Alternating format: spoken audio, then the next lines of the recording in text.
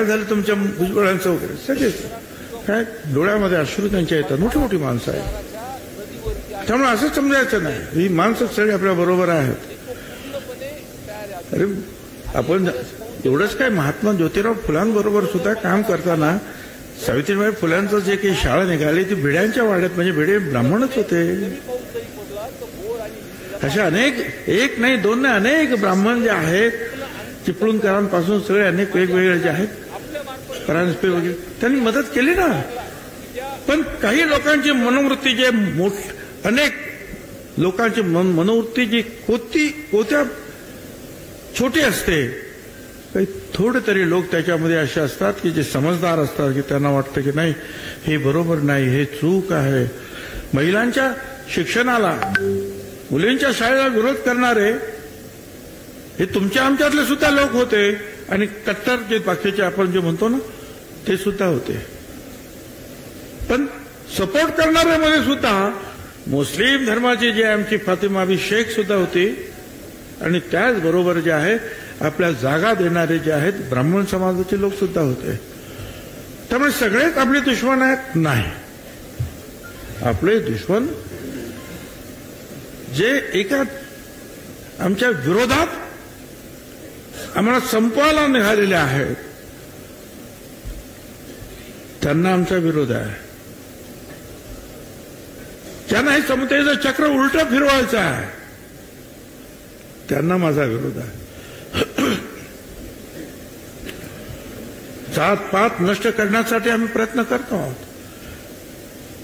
शेवटी आरक्षण या आहे काय आणि कशासाठी आहे मी ते किती वेळा सांगितलं. आरक्षणाने एका दिवसात एका वर्षात 5 वर्षामध्ये सगळे प्रश्न सुटत नाहीत आणि सगळे प्रश्न सुटले असते तर आमचे दलित आणि आदिवासींना एवढ्या मोठ्या प्रमाणावर लोकसभेत विधानसभेत आणि इतर ठिकाणी मोठ्या प्रमाणात आरक्षण आहे. आपल्याला कितीतरी दलित समाजाचे आहेत कलेक्टर एसपी सापडतील आदिवासी समाजाचे सापडतील पण आज आहे या झोपडपट्ट्यात गेलं तर तेच माझे गरीब बांधव दलित आदिवासी सापडतात. पण असा एक भ्रम करून दिला की बस आरक्षण मिळालं की ताबडतोब सोन्याची कौल आपल्या घरावर बसणार आहे. आरक्षणाचा हेतू बाबासाहेब आंबेडकरांपासून सगळ्यांचा जो होता खरं म्हणजे महात्मा ज्योतिराव फुल्यांपासून त्या आहे. महात्मा ज्योतिराव फुल्यांनी त्यावेळेला म्हटलं की कामे द्यावे वाटून जातीच्या प्रमाणात म्हणजे काय सगळ्या जातींना जे आहे तुम्ही कामं वाटून द्या. शिक्षणाच्या बाबतीमध्ये सगळ्यांना शिक्षण द्या समान न्याय द्या. ही जी मागासवर्गीय मंडळी जी आहे ही हळूहळू पुढे येतील त्याच्यासाठी त्यांना आरक्षण द्या. त्यातल्या काही लोक जे आहेत मोठ्या हुद्द्यावर जातील आणखीन त्यांच्याबरोबर इतर लोक जातील. ही प्रक्रिया हळूहळू होती. 5000 वर्षातील या जातीचं जे त्रांगडं सगळं सुरू आहे या देशामध्ये आणि हजारो जाती ज्या आहेत त्यातल्या हजारो तो मागासवर्गीय काही शेकडा असतील कदाचित की ज्या पुढारलेल्या आहेत. पण हे जर बदलायचं असेल चित्र तर त्याला वेळ तर लागेल आणि म्हणून हे आरक्षण आहे. पण बरं मराठा समाजाला आपण कधी विरोध केला आरक्षणाला? आतापर्यंत 3 वेळा मराठा समाजाला वेगळं आरक्षण द्या म्हणून कायद्याचा मुद्दा विधानसभेत आला मंत्रिमंडळात आला. छगन भुजबळने पहिला हात वरती करा की त्यांना आरक्षण द्या वेगळं आरक्षण द्या त्यांना.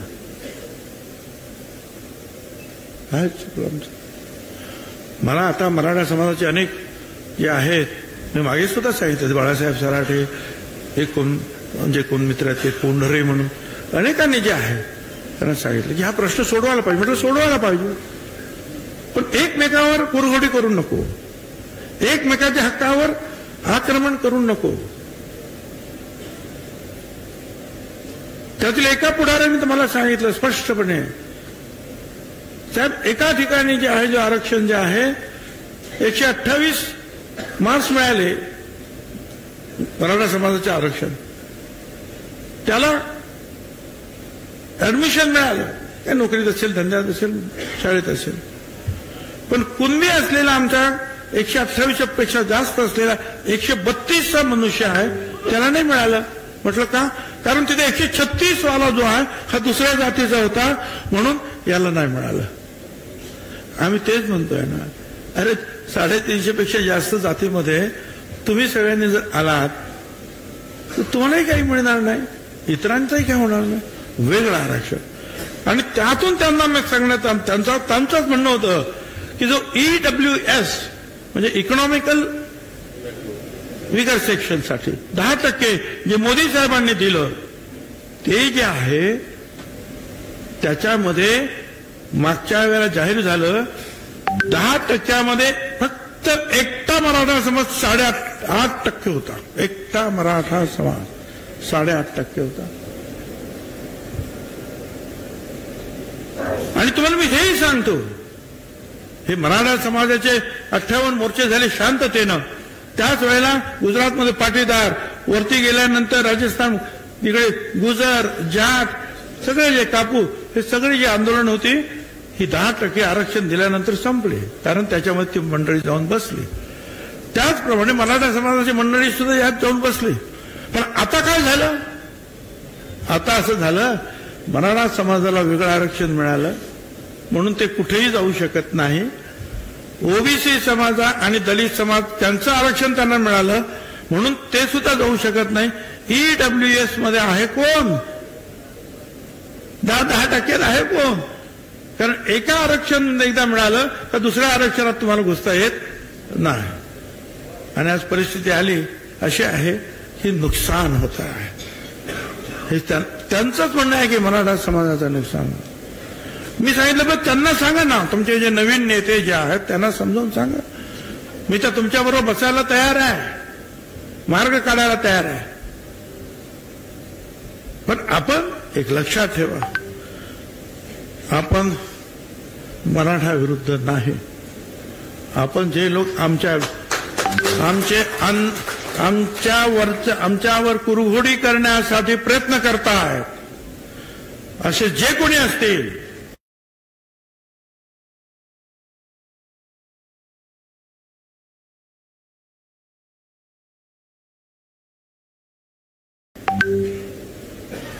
त्या सगळ्यांना विरोध करणं हे तुमचं माझं काम राहणार आहे.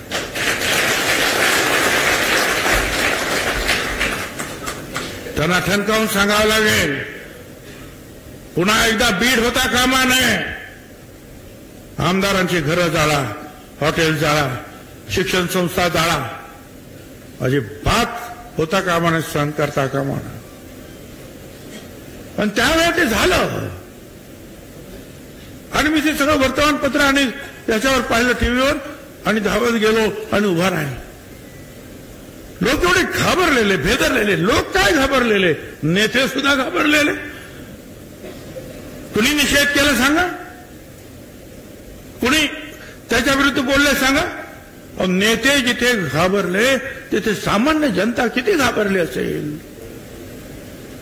त्या सामान्य जनतेला तुम्ही सगळ्यांनी, आपण सगळ्यांनी जे लाखोचे जे मेळावे झाले त्यातून एक आधार निर्माण झाला, एक शक्ती निर्माण झाली की नाही आम्ही सगळे एक आहात आणि एक जर मी असलो तर आम्ही सेफ पण आहोत. हम एक है तो सेफ है अशा अर्थात.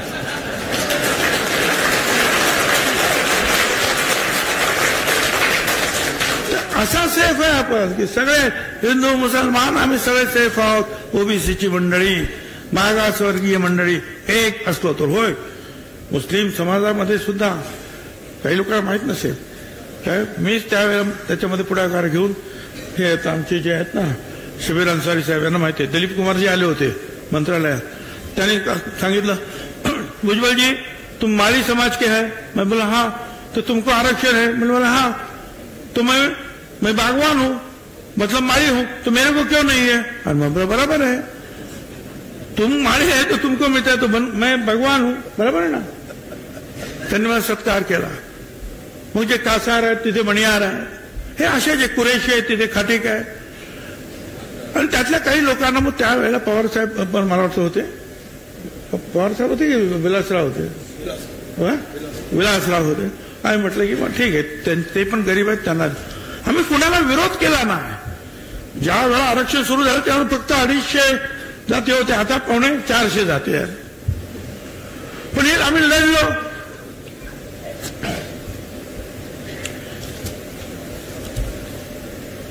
आणि आता पुन्हा निवडणुकीला आपण उभे राहिलो. अनेक लोक जे आहेत लोकसभेला उभे राहिले, अनेक लोक आमचे जे आहेत विधानसभेला उभे राहिले. काय करावं आता आम्ही? एकेका ठिकाणी 2-2 लोक आपले उभे राहिले. कोणी काय विचार? अरे असं नाही ताबडतोब होत ना. ताबडतोब जे आहे ही सगळी मंडळी जी आहेत, तुम्हाला जर निवडून यायचं असेल तर त्या मतदारसंघामध्ये तुमचं मजबूत काम पाहिजे आणि त्याचबरोबर सर्व समाजाचा सपोर्ट पाहिजे. आणि त्याचबरोबर जर एखाद्या मोठ्या पक्षाचा सपोर्ट असेल तर ते अधिक चांगलं असतं. तर ही माणसं जे आहेत निवडणुकीला उभे राहतात, मग निवडून येतात. तर हे सगळं आपल्याला हळूहळू शिकावं लागेल. राजकारणात अजूनही मला असं वाटतं की आपली माणसं थोडीशी कच्ची दिसत आहेत. आणि जे निवडून येतात ते अजिबात एक शब्द बोलत नाही आपले माणसं. तर त्यांना माहिती आहे आपण जर बोललो तर आपल्याला लोक निवडून देणार नाही. त्यांचं काही चुकतं असं मी समजणार नाही. कारण माझ्या सुद्धा मतदारसंघामध्ये ज्या वेळा या महाशय आले इथे, ते काय म्हणतात सलाईनचे लावलेले जे इंजेक्टचे सुया, आणि मी आजारी आहे, आता माझं काय होणार मला माहित नाही, पण माझ्या लेकरा बाळांचं पुढे काय होणार आहे माझ्या समाजाचं, हा मनुष्य याला पाडा, म्हणजे मला पाडा. खूप प्रयत्न झाला. त्याचा परिणाम सुद्धा झाला. परिणाम असा झाला की जवळ 60-70 हजार मतं माझी कमी झाली. तिथल्या सगळ्या लोकांनी, हिंदू मुसलमान, तर मराठा समाजाचे सुद्धा आमचे लढवईत 5% का 10% काय असतील मतं ते आम्हाला पडलेच. परंतु संपूर्ण आदिवासी समाज, संपूर्ण दलित समाज, संपूर्ण मुसलमान समाज, संपूर्ण गुजराती मारवाडी समाज, संपूर्ण ओबीसी समाज एकजुटीनं उभा राहिला. आणि या छगन भुजबळ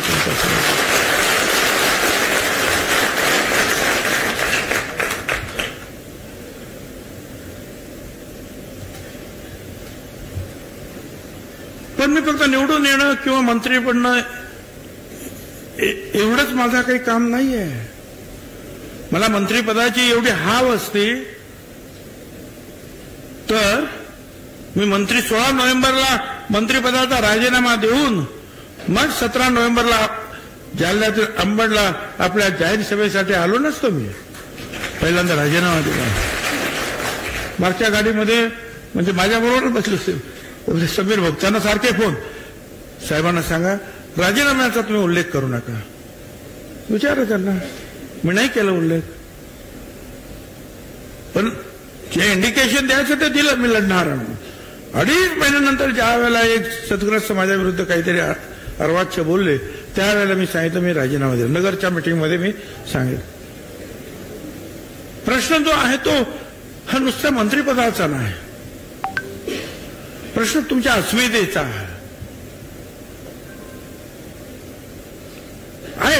श्रेष्ठत्व अनेक असतात, अनुभव हो तोही असतो, पण एखाद्या समाजासाठी घेऊन शेवटपर्यंत लढणारी माणसं आपल्याला पाहिजे. आणि ज्या वेळेला याचं कळल्यानंतर जे आहे आश्चर्याचा धक्का सगळ्यांनाच बसणार.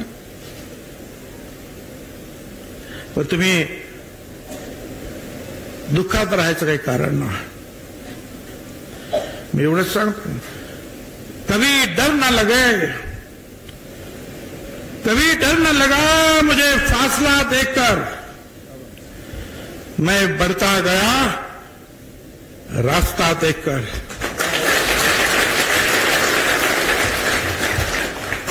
खुद ही खुद नजदीक आती गई मंजिल, मेरा बुलंद हौसला देखकर. हौसला तुम्हारा बुलंद रखो.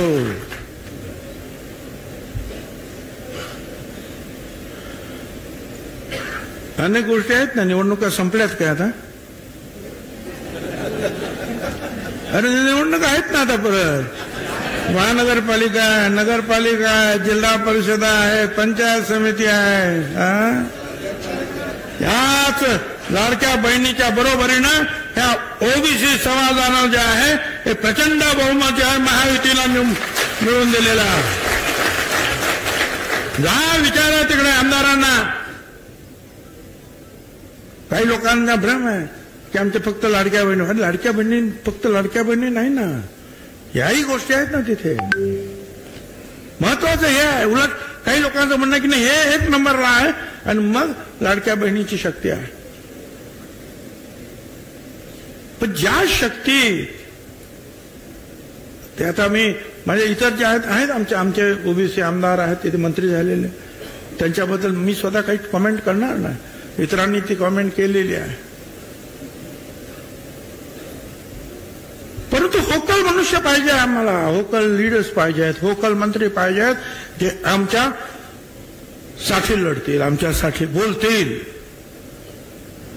आणि एक लक्षात घ्या, ही लढाई जी आहे आता परत आवाज द्यायला सुरुवात झालेली आहे. पण ही लढाई आमदार म्हणून जसं हाऊसमध्ये मी लढणार, त्याचप्रमाणे तिथे कितीही बंधन असली तरी रास्ता तो मेरा है.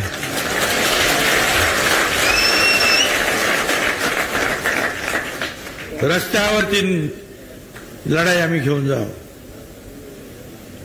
गावागावातून फोन येतातच आहे, जिल्ह्यातून फोन येत आहेत, राज्यातून फोन येत आहेत. उज्ज्वल साहब आओ, हम आपके साथ है, ताकत बढ़ाओ. आणि होय साहेब आप संघर्ष करो, आणि होय खरं आहे, मी संपूर्ण राज्यात जाणार आहे.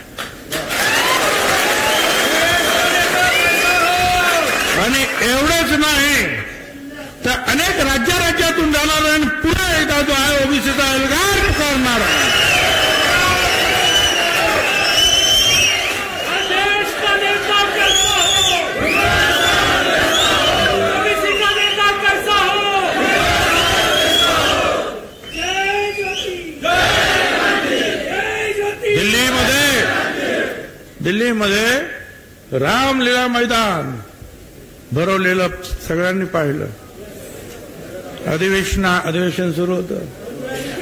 सगळ्या राजस्थान पासून मुंबई सगळे बिहार सगळे लोक, किती लोक आहे. अख्खं मैदान फुल.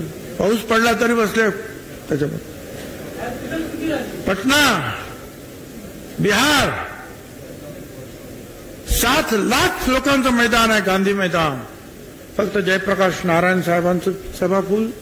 इंदिराजीची बांगलादेश आणि पाकिस्तान तुटल्यानंतर ती सभा आणि आपल्या महात्मा फुले समता परिषदेची सभा. आपण पूर्ण मैदान भरलं होतं. लालूजी आणि इतर नेते जे आहेत बघत होते रे काय गर्दी आहे. राजस्थानात सभा झाल्या, आपल्या गुजरातमध्ये झाल्या, यूपीमध्ये झाल्या, आंध्रमध्ये झाल्या, अनेक ठिकाणी झाल्या, गोव्यात झाल्या, सगळ्या अनेक ठिकाणी झाल्या. आपण आणि पुढे जाणार. जरा शांत राहा. जावं लागेल, ताकद एकत्र करावं लागेल. जोपर्यंत आपण एकत्रित उभे राहणार नाही, ताकद दाखवणार नाही, तोपर्यंत आपलं जे काही लोकांचे आपल्याबद्दल काही वेगळंच मत झालेलं आहे असं वाटायला लागलंय मला. हे काय भुजबळ, त्यांना मला सांगायचं मेरे बारे में कोई राय मत बनाना गालिब. मेरे बारे में कोई राय मत बनाना गालिब. एक ऐसा दौर आएगा, मेरा वक्त भी बदलेगा और तेरी राय भी बदलेगी.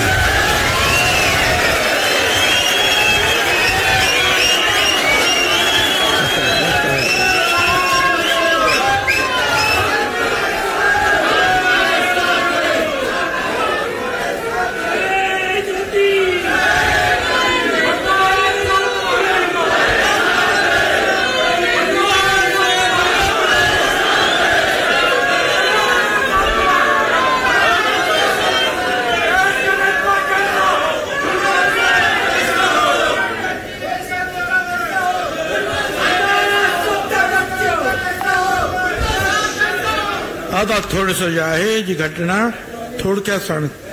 सगळ्यांनी ती घटना सगळ्यांना माहिती झालेली आहे. काय काय झालं ते सगळ्यांना माहिती आहे.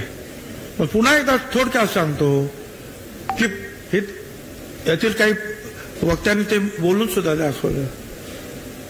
मोदी साहेबांनी अमित शाह साहेबांनी ज्या वेळेला प्रत्येक मतदारसंघ कुणाला द्यायचा याची चर्चा झाली त्यावेळेला नाशिक आल्याबरोबर त्यांनी सांगितलं इथं भुजबळ उभे राहतील.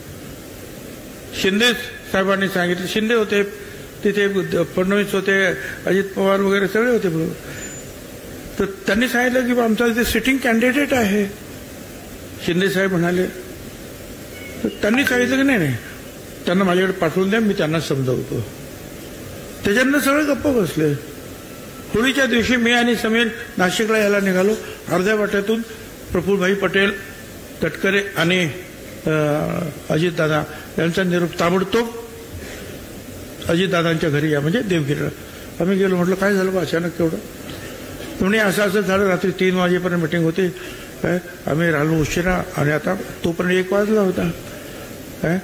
तर हा असा निरोप आहे. म्हटलं काय, मी तर तिकीट मागितलं नाही, उन्हात आणत कुठेच होतात मत मागायला. पण नाहीत म्हणजे तुम्हालाच उभं राहा. म्हटलं समीर भाऊला उभं राहा. नाही तुम्हालाच उभं. त्यांनी सांगितलं आम्ही काय करणार. मग म्हटलं 24 तास द्या, उद्या येतो. दुसऱ्या दिवशी गेलो. म्हटलं बाबा मला नको तुम्ही. ते म्हणे अजिबात काही चालणार नाही, तुम्हालाच उभं राहावं लागेल आणि तुम्हाला उभं राहायचं नसेल तर तुम्ही दिल्लीला जाऊन सांगा. म्हटलं बा ठीक आहे, राहतो उभा. आलो नाशिकमध्ये. सगळ्याच समाजाशी, सगळ्याच धर्माशी, सगळ्याच घटकांशी चांगले संबंध आपले. प्रचंड कामाचं हे जे काय उभं केलेलं आहे आपण या नाशिकमध्ये, अगदी रस्ते असेल, फ्लायओव्हर असेल, एअरपोर्ट असेल, पुणेकर ट्रॉली असेल किंवा आणखीन बोट क्लब असेल, काही काही असेल ते सगळं. आता पुन्हा एकदा नाशिकमध्ये जे आहे डेव्हलपमेंट आम्ही करणार. साहेब तुम्ही उभे राहा. निश्चितपणे तुम्हाला मोठं पद तिकडे सुद्धा मिळेल आणखीन आणि जास्तीत जास्त आपल्याला योजना मिळतील. अरे 1 आठवडा गेला, माझं नावच कोणी येईना. 2 आठवडे गेलं, नावच नाही ना.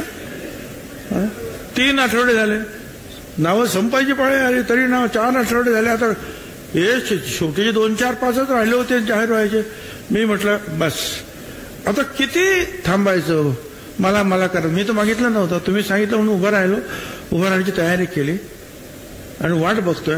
मी काही सहन करणार नाही. मी स्वतःहून जाहीर केलं की मी उभं राहत नाही.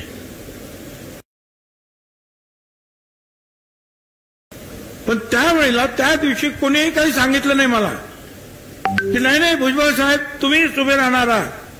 नाही बोलले. 10 दिवसांनी मग बोलायला लागले. मग भुजबळ साहेबांनी घाई केली. अरे मी घाई केली तर ठीक आहे, मग तुम्ही पण घाई करायची होती ना ताबडतोब सांगायची. घाई केली म्हणून सांगतात. बरं ठीक आहे जाऊ द्या. पुढे मग काय झालं ते निकाल काय लागले त्याच्यामुळे याच्यामुळे जी नाराजी आली त्याच्यामुळे आणखी 5-7 ठिकाणी उलटे निकाल लागले. ठीक आता ते काय आपल्याला सगळ्याला कल्पना आहे. राज्यसभा आली तर मला सांगण्यात आलं की बा सुनेत्राताई जी आहेत त्या पडल्या, पण त्यामुळे जे आपल्याला विचार करावा लागेल. पण ठीक आहे त्यात मी काय बोलणार. ठीक आहे जाऊ दे. दुसरी आणखीन एक राज्यसभा आली. ती राज्यसभा होती सातारची जागा आम्हाला मिळाली, परंतु ती बीजेपीला पाहिजे होती उदयनराजेसाठी. बीजेपीने सांगितलं की तुम्हाला आम्ही एक राज्यसभा देतो, ती जागा आम्हाला द्या. त्या जागेवर लढण्यासाठी नितीन पाटील म्हणून प्रयत्नशील होते. मकरंद पाटील आमदार त्यांचे भाऊ. ठीक आहे. तर आमच्या अजितदादांनी वगैरे सगळं मान्य केलं आणि सांगितलं की बा नितीन पाटील तुम्ही जरा माघार घ्यायला पाहिजे, आता मी तुम्हाला खासदार करेन. आणि परत त्याचं नाव आलं खासदार. अरे पण म्हटलं तुम्ही विचारायला पाहिजे ना आम्हाला सगळ्यांना. हे असं सांगण्याची एक खासदारासारखी पोस्ट देत असताना काही चर्चा तर करायला पाहिजे. अशा भाषणामधून मग मला सुद्धा तुम्हीच सांगितलं होतं ना आणि मी सुद्धा तयारी करत होतो ना. मग जो न्याय त्याला दिला तो न्याय मला का नाही देत.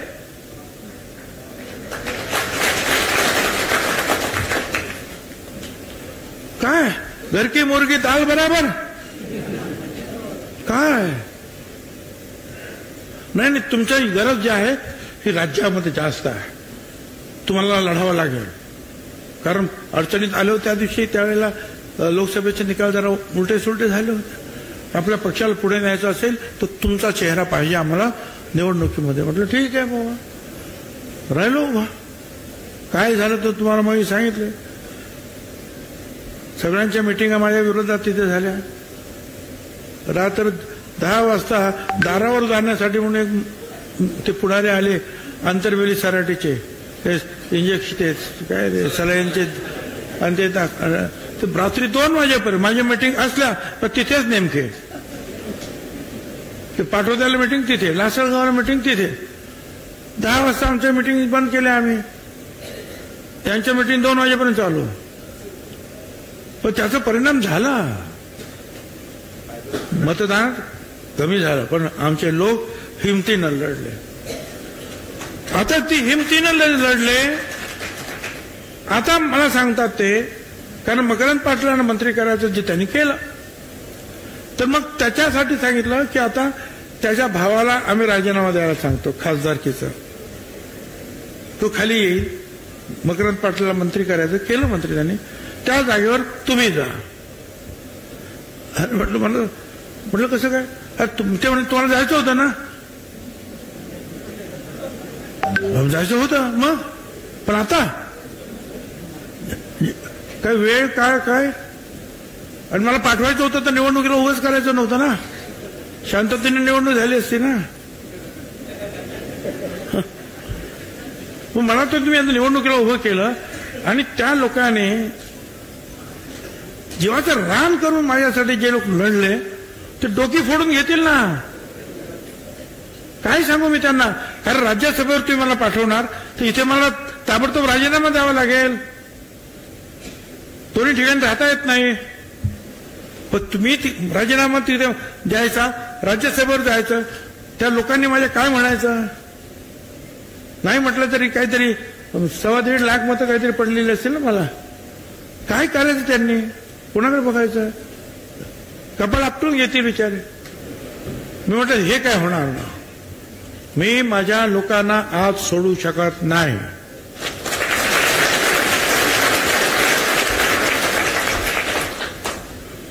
प्रफुल्लभाईंनी पण सांगितलं, त्यांनी मध्यस्थी केली, त्यांनी निरोप आणला. समीर भाऊकडे माझी चर्चा झाली. आम्ही तेच सांगितलं. म्हटलं ठीक आहे. ते म्हणाले बरोबर आहे तुमचं म्हणणं. अजितदादाशी बोललो. अजितदादाने समजावून सांगितलं. अजितदादा म्हणाले ठीक आहे बसू आणि चर्चा करू. पण दुर्दैवाने ते कधी बसले नाहीत आणि पुढे काही चर्चा झालीच नाही. जे मला कळलं होते आज मी सांगितलं. प्रफुल्ल पटेल यांनी सुद्धा प्रयत्नाची पराकाष्ठा केली. तुम्ही असं करू नका. तटकरेंनी पण केली. तुम्ही असं करू नका, भुजबळ साहेबांना घ्या. आणि एवढंच नाही तर राज्याचे मुख्यमंत्री देवेंद्र फडणवीस यांनी शेवटच्या क्षणापर्यंत आग्रह धरला की भुजबळ साहेबांना पाहिजे. सतत 4 दिवस त्यांच्या मागे होते. शेवटच्या क्षणापर्यंत की असं करू नका, हे चुकीचं होईल. फार नाही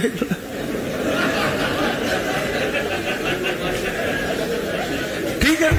आता हे जे झालंय ते झालंय. कोणी केलं, काय केलं, उलटे सुलटे प्रश्न विचारण्यात काही अर्थ नाही. मग याने केलं का त्याने, कोणीही नाही. कोणी बाहेरच्या नेत्याला दोष देण्यात अर्थ नाही.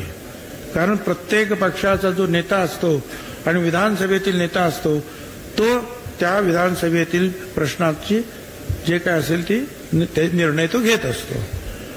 कोण म्हणतो त्या पक्षातील का कोणी सांगितलं का, कोण म्हणतो ह्या पक्षातील कोणी कोणी सांगितलं नाही. उलट सगळ्यांचे मला फोन आले. असं कसं काय झालं. त्या दुसऱ्या पक्षाचे सगळे जे आहे त्यांच्या कॉमेंट आल्या की हे काय असं कसं काय होऊ शकतं. म्हणजे काँग्रेस पक्षाचे ते आले, पवार साहेबांच्या पक्षाचे आले, आणखीन काय म्हणतात उद्धव ठाकरेंचे जे आले. और ते जाऊ द्या, बावनकुळे तो आमचा बीजेपीचा अध्यक्ष तो सुद्धा ओपनली जे आहे, उघडपणे जे आहे सांगतोय. आता काय करायचं?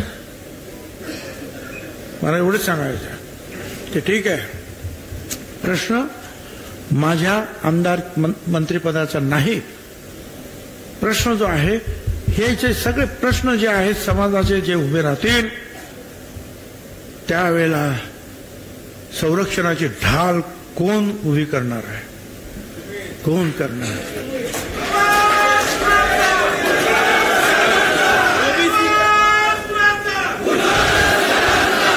मंत्रिपद जे आहे, मंत्रिपद किती वेळा आली? मंत्रिपद किती वेळा आली आणि किती वेळा गेली? विरोधी पक्षात सुद्धा बसावं लागलं, बसलो ना. विरोधी पक्ष नेता म्हणून सुद्धा काम केलं ना कितीतरी वेळा. तर त्याचं काय एवढं काय दुःख? पण आता सरकार एवढं सगळं ओबीसींनी तुम्हाला दिल्यानंतर हे असं का? हा प्रश्न जो आहे राज्यातील आणि देशातील सुद्धा अनेकांना पडलेला आहे की भाई का असं आहे? हा प्रश्न आहे की का, कशासाठी? ह्याच्या पाठीमागे हेतू काय तुमचा? काय हेतू आहे याचा? काय बिघडलं सगळं? ठीक आहे, मंत्रिपद नसेल तर रस्त्यावर मी आहे ना, लढणार, आम्ही बोलू, तो मुद्दा नाही. सभागृहात सुद्धा मी आहे, लढणार, बोलणार. परंतु एक जे आहे, अवहेलना करण्याचं शल्य जे आहे ते मनामध्ये जे आहे डासतंय. हे असं का? कुणासाठी? मला आपल्याला एवढं सांगायचं, अनेकांनी जे आहेत काही सूचना सुद्धा केल्या, असं करा, तसं करा, येऊ करा, तेऊ करा. सगळ्यांशी चर्चा करावी लागेल. मी आता परत उद्या परवा मुंबईला जाणार आहे. मुंबईला तुम्हाला सगळ्यांना कल्पना आहे, आपले बाकीचे जे काही इतर ओबीसीचे जे लिडर्स आहेत, एल्गारमधले लिडर्स आहेत, त्यांचे फोन येत आहेत, आम्हाला भेटायचं, आपण चर्चा करायची. त्यांच्याबरोबर चर्चा करावी लागेल. देशातील, राज्यातील इतर काही लोकांवर चर्चा करावी लागेल आणि नंतर जे काय ते आपल्याला कदाचित पाऊल उचलावं लागेल. घाई करून जे आहे हे प्रश्न सुटत नाही. कुठेही घाईने उडी मारण्यात अर्थ नाही आहे.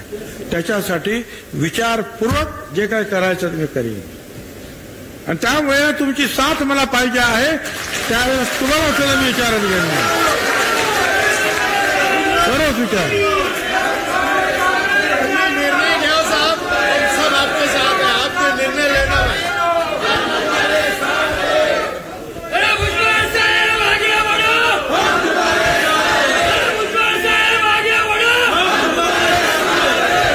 मला सगळ्यांना सांगायचं आहे,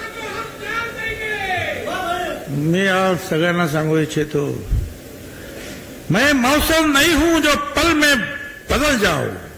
मैं मौसम नहीं हूं जो पल में बदल जाऊं.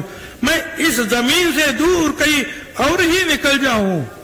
मैं मौसम नहीं हूं, मैं बदल जाऊं. मैं उस पुराने जमाने का सिक्का हूं, मुझे फेंक न देना.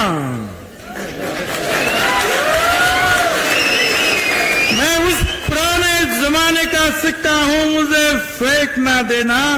हो सकता है तुम्हारे बुरे दिनों में यही सिक्का चल जाए.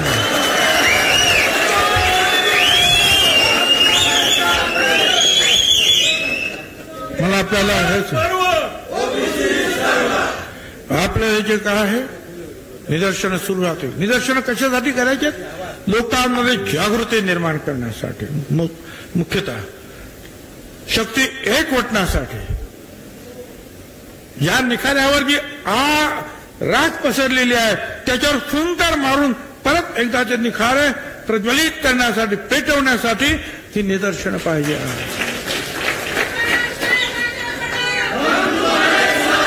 त्याच्या ते थांबणार नाही, पण त्याचबरोबर संयमाने सगळं काय करायचं. कोणाचा जास्त अपमान करायचा नाही. आपलं दुःख, आपलं निर्धार व्यक्त करायचं. आणि मग अशी सांगितलं तुम्हाला की जिथे जिथे मला आता आमंत्रण येणार त्या ठिकाणी मी जाणार आहे. काळजी करायचं, कारण मी आहे. मंत्रिपदावर नसलो तर मी तुमच्या बरोबर आहे. रक्ताचा शेवटचा थेंब बसेपर्यंत या मागासवर्गीयांच्यासाठी लढता जो आहे शेवटचा श्वास घेणारा हा छगन भुजबळ आहे.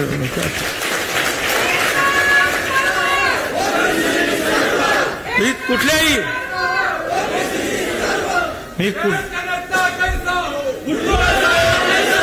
आणि यात मी कुठच्याही दबावाला सुद्धा बळी पडणार नाही. लक्षात ठेवा. जिथे आपले प्रश्न, तुमचे प्रश्न आहेत, गोरगरिबांचे प्रश्न आहेत, तिथे आपण सगळ्यांनी एकजुटीने उभं राहायचं आहे. मी तुमच्या बरोबर राहणार आहे. अनेक राज्यातले लोक आज इथे नाही आले, ते तुमच्या बरोबर राहणार. देशातले लोक तुमच्या बरोबर राहणार. पण तुम्ही हिम्मत ठेवा. ती हिम्मत तुमची ठेवा.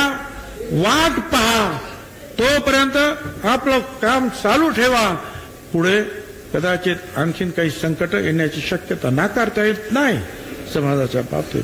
त्यावेळेला पुन्हा एकदा जो आहे ओबीसी एल्गार पेटवावा लागेल, करावा लागेल.